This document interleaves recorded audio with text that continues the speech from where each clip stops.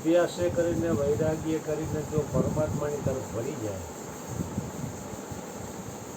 ભજન, સત્સંગ, ધ્યાન, સેવા, સમરણ,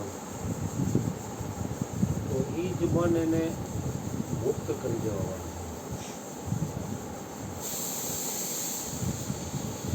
એ જ મન એનું ઉત્થાન કરે. તો એના માટે એ મન એનું મિત્ર છે. એ જ મન જો વિષયો તરફ ગયું બેકાબુ બનીને, તો એ જ મન એને 84 લાખ જન્મોમાં ભટકાવનારું પણ મન છે. તો એ પતન કરાવે. મન વિશે તો ઘણા સંતો મહાપુરુષો બોલ્યા છે, અને માની લે એટલું હેલું નથી. થોડા ઘણા અંશે કર્યું હોય તો એ માણસ ઘણો એ સામાન્ય લોકો કરતા મહાન ગણાય. અમુક ટકા કબજો હોય તો એમ.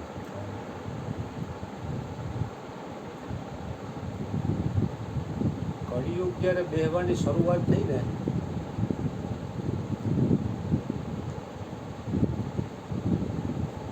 ત્યારે પરીક્ષિત રાજા રાજ કરતા હતા. ત્યારે કળિયુગ ત્યાંથી નીકળ્યો, કાળો ઘોડો અને કાળો ડ્રેસ પહેર્યો. પરીક્ષિતે એને રોક્યો કે કોણ છો તું? તો કે હું કળિયુગ છું. એટલે મારા રાજમાંથી બહાર નીકળી જાય. તો કે મને ઉપરથી આદેશ છે, મારો સમય ગયો છે એટલે હું આવી. સમય સમયનું કામ કરે, સમય બળવાન છે. તો કે જે હોય તે મારા રાજ્યમાં નહીં.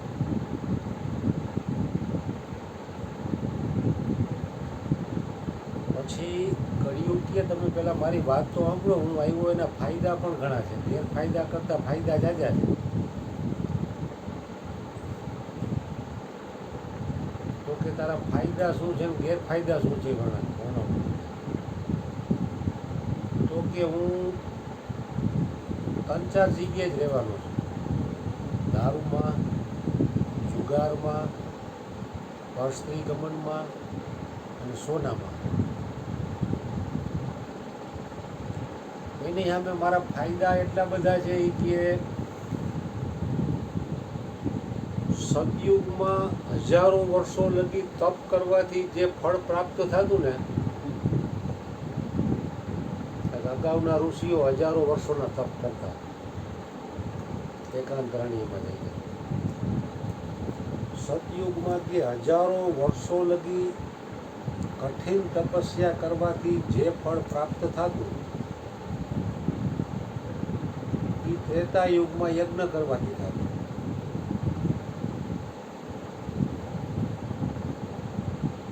અને દ્વાપર યુગમાં સેવા કરવાથી થઈ જાય.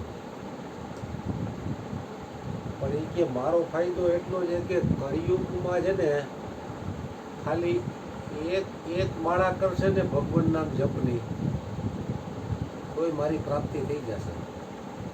ખાલી મેં કેવલ ના પાડે કે કળિયુગમાં તો હું હાથ હેતમાં આવીશ. રાજા પરીક્ષિતને એમ થયું કે આના ફાયદા ઘણા છે, ગેરફાયદા છે એના કરતાં ફાયદા જાજા છે. ગીતામાં પણ કૃષ્ણ ભગવાને કીધું, યજ્ઞના નામ જપ યજ્ઞો અશ્મી.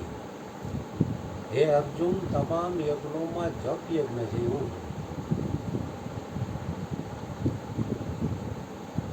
ગાયત્રી યજ્ઞ કે રાજસુ યજ્ઞ કે નવચંડી યજ્ઞ કે બીજા જે કોઈ યજ્ઞ આવતા હોય, એ હરેક વ્યક્તિ ન કરી શકે.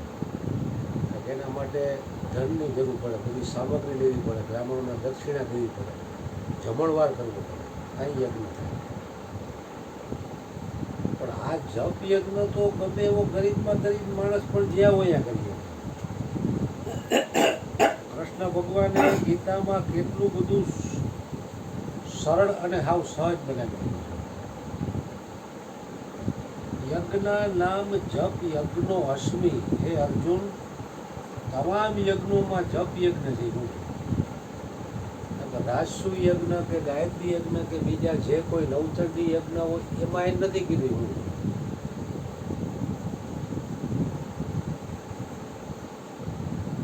કળિયુગ કે હે ને સતયુગમાં હજારો વર્ષો લગી તપ કરવાથી જે ફળ મળતું, ત્રેતામાં યજ્ઞ કરવાથી મળતું અને દ્વાપરમાં સેવા કરવાથી મળતું, એ ફળ છે ને ખાલી એક માળા કરવાથી મળશે. પરીક્ષિતને એમ થયું કે સારું એટલે એને પરવાનગી આપી દીધી. પરવાનગી આપી ને એટલે મૂછમાં આમ હસવા મીઠો કરી કે દીકરા મારા કળિયુગમાં કોઈને એક ભાડા કરવાનો ટાઈમ બહુ તો તમે કરશો ને.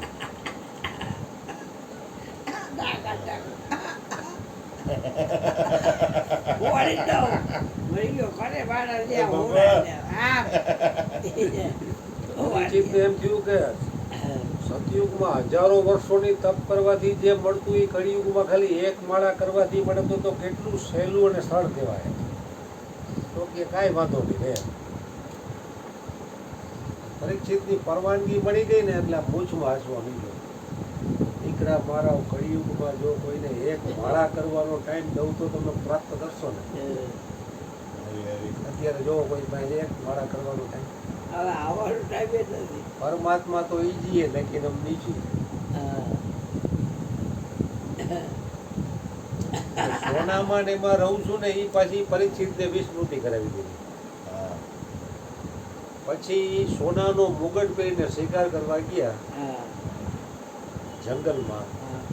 શિકાર કાંઈ મળ્યો નહીં અને એક ઋષિ ધ્યાન અવસ્થામાં હતા, તપ કરતા હતા અને ત્યાં બેઠા અને એને હું કબૂધી હોઈ ગઈ કારણ કે સોનાનો મુગટ પહેર્યો.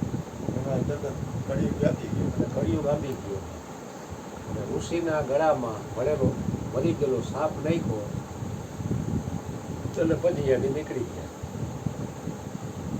પછી એના જ પુત્રને ખબર પડી તો એને શ્રાપ આપ્યો કે મારા પિતાશ્રીના ગળામાં જેને શ્રાપ નાખ્યો છે એનું 7 દિવસમાં મૃત્યુ થશે.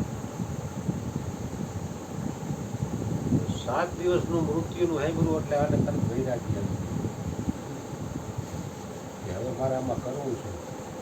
મૃત્યુ તો 7 દિવસમાં નક્કી છે. રાજપાટ બધું ત્યાગી દીધું ને એ બીજા તો એવા બ્રહ્મનેતા મહાપુરુષની ખોજ કરવા કે આમાંથી મને કોણ બચાવે. હજારો ઋષિ મુનિઓ મળ્યા પણ બધાએ ના પાડી દીધી અમે આમાંથી કાંઈ કર્યું નથી. છેલ્લે એને સુખદેવજી મહારાજ મળ્યા કે મને આ રીતે 7 દિવસનું મૃત્યુ થવાનું છે, શ્રાપ છે મારી કે તમે મને આમાંથી બચાવો. તો સુખદેવજી મહારાજ કે તારા જેવા શ્રોતા હોય અને મારા જેવા સદગુરુ હોય તો 7 દિવસમાં કામ પડી શકે.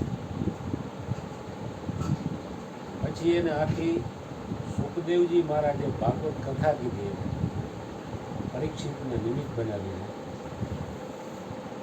1 દિવસ 2 દિવસ 3 દિવસ એમનું બેઠા જ રહ્યા. પછી સુખદેવજી મહારાજે કીધું કે તને ભૂખ તરસ લઈ ગઈ છે તો કે તમારા કથાના રસમાં હું એટલો બધો કરબોળ થઈ ગયો છું કે મારી ભૂખ અને પ્યાસ પણ પતી ગઈ. સુખદેવજી મહારાજે જોયું કે મારી કથા જે ખાને પડે છે એના હૃદયમાં પડે છે કારણ કે એટલો દેહાધ્યાસથી ઉપર ઉઠી ગયા સુખદેવજી મહારાજ કે મને છે ને ભૂખ અને પ્યાસ પણ મારી પતી ગઈ છે. પછી 7 દિવસમાં એને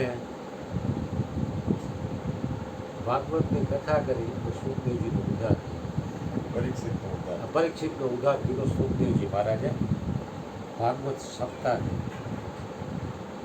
હવે એ સમયની ભાગવત અત્યારે વચાય છે પણ સુખદેવજી જેવા શ્રોતા નથી અત્યારે. પરીક્ષિત જેવા શ્રોતા નથી અને સુખદેવજી મહારાજ જેવા વક્તા નથી. પરીક્ષિતને તો શું છે કે એને 7 બટને દિવસ ચડી ગયા ને હા હળદર નાખજો અને શું 7 થોડું પાણી દિવસ નાખજો એટલે પછી મૃત્યુ દેખાણું. ફેરવી નાખીને તો બધે પપાઈ પીળા થઈ જાય શું થયું? પરીક્ષિતને 7 દિવસ દૂર જ મૃત્યુ દેખાણું. એટલે એનું કથામાં મન ચોંટી ગયું, લાગ્યું. ભગવાન પાસે જાય ને બોલું સોયમાં જેમ દોરો પરવાય એમ શ્રોતાનું મન કથામાં પરોવાય મન. ઘણા દિવસ સોયમાં જેમ દોરો પરોવાય ને એમ એનું મન કથામાં પરોવાઈ જવું જોઈએ. અરે, અરે. તો સુખદેવજી મહારાજને પછી ભૂખ તરસનું ભાન ન રહ્યું. હા. એટલે સુખદેવજી મહારાજ પરીક્ષિતને 7 દિવસ દૂર મૃત્યુ દેખાણું. બોલી આવી. તો આખા જગતમાં જેટલા જીવ છે એ બધાયનું મૃત્યુ 7 દિવસમાં છે. હા. ગમે એક વાર 7 દિવસમાં ગમે એક 8મો વાર. દિવસ જ છે નથી. નહીં